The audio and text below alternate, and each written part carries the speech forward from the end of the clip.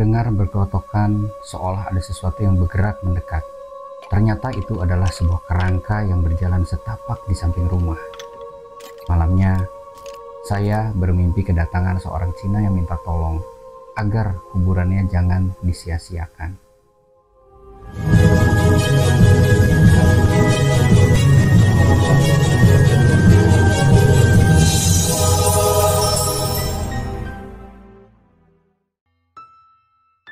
Hai, jumpa lagi dengan saya Ruli Rahadian di Histo Horor, sebuah segmen yang bercerita tentang kejadian horor di masa lalu, bagian dari Histo Ruli Channel.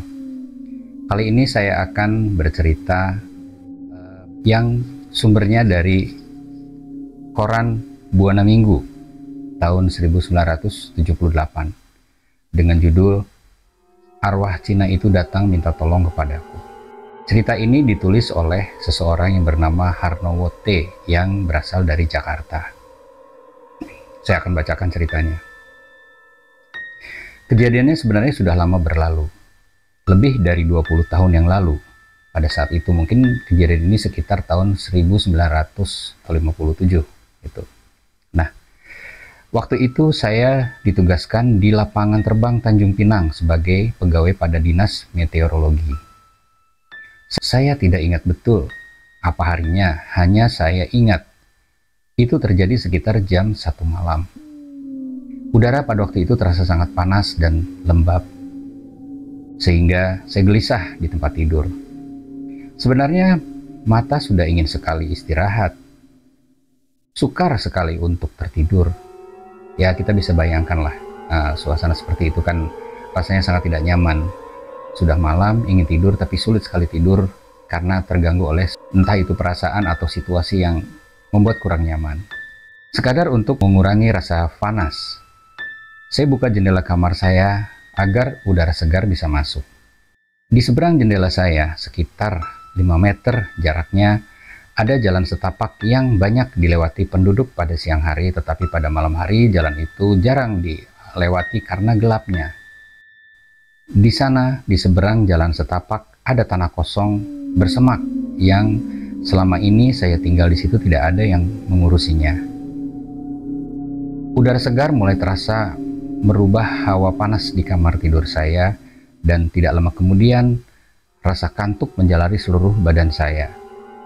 Saya beranjak dari tempat tidur, berniat mematikan lampu dan kembali menutup kembali jendela. Sejenak setelah lampu saya padamkan, ketika saya bergerak ke arah jendela, saya mendengar suara berkerotok dari arah samping belakang rumah. Kira-kira di jalan setapak itu ada sesuatu yang bergerak mendekat. Mata saya arahkan ke jalan setapak. Saya ingin tahu siapa yang malam-malam begini melakukan perjalanan.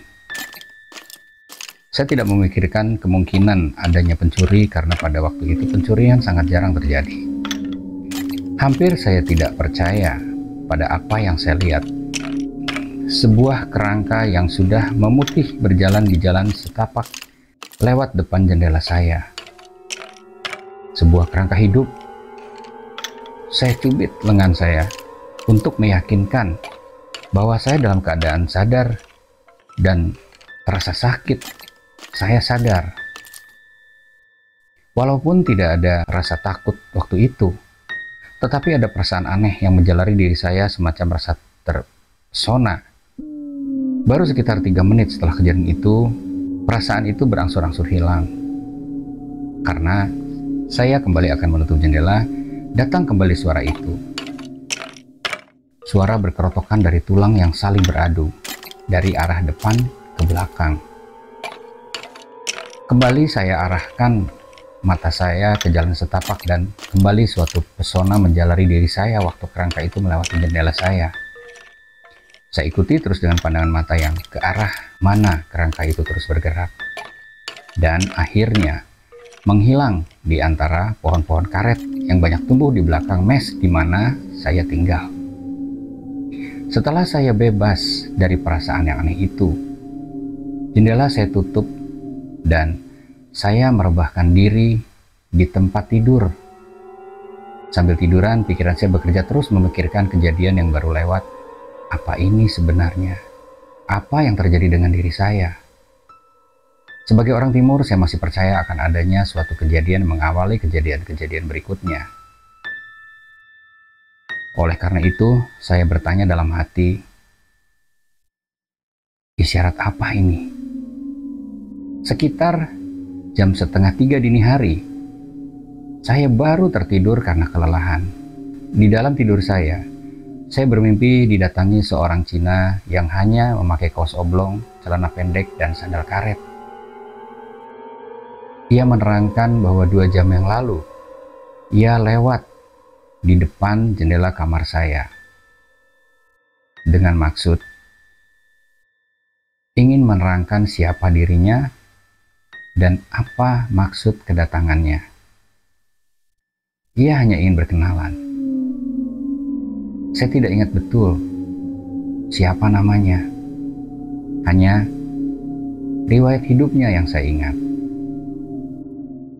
Pada waktu hidupnya, ia adalah seorang pedagang keliling yang menjual kain dan barang kelontong. Dengan sepedanya, ia berkeliling menjajakan dagangannya.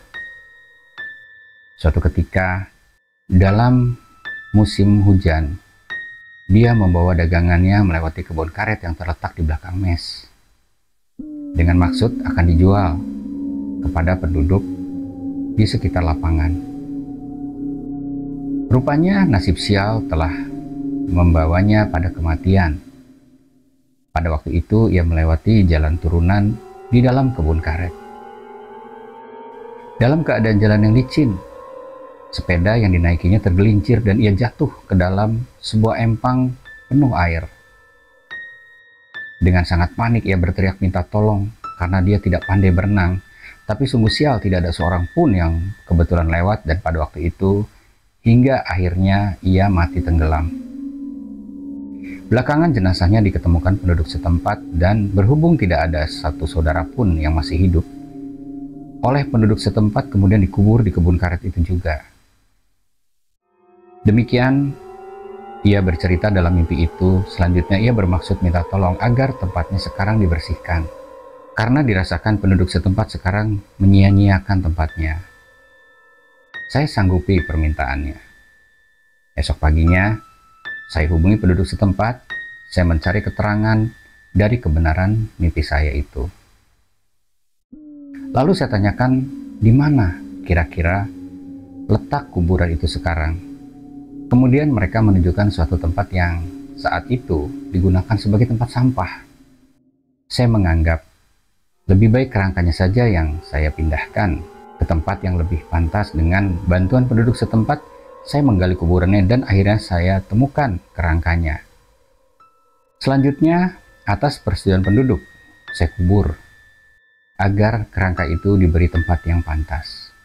Kemudian malamnya saya bermimpi lagi didatangi oleh sosok Cina tersebut. Dan dia menyatakan terima kasih atas apa yang telah saya lakukan. Sampai sekarang, setiap kali ada orang bercerita tentang makhluk halus, saya selalu kembali ingat pengalaman saya dengan arwah orang Cina tersebut. Iya, meskipun ini kejadian yang sudah lama, mungkin kalau dihitung dari sekarang, sudah lewat dari 40 tahun. Tapi cerita ini mengandung moral, bagaimana kita menghormati seseorang, baik ketika masa hidupnya atau sesudah meninggalnya. Entah siapa yang datang, tapi kita sebagai manusia yang bertuhan, kita tetap percaya pada kekuatan Tuhan, dan tentunya kita menghargai setiap makhluk ciptaannya yang ada di seluruh muka bumi ini. Saya Ruli Rahadian, kita akan bertemu di kisah yang lebih menarik lagi.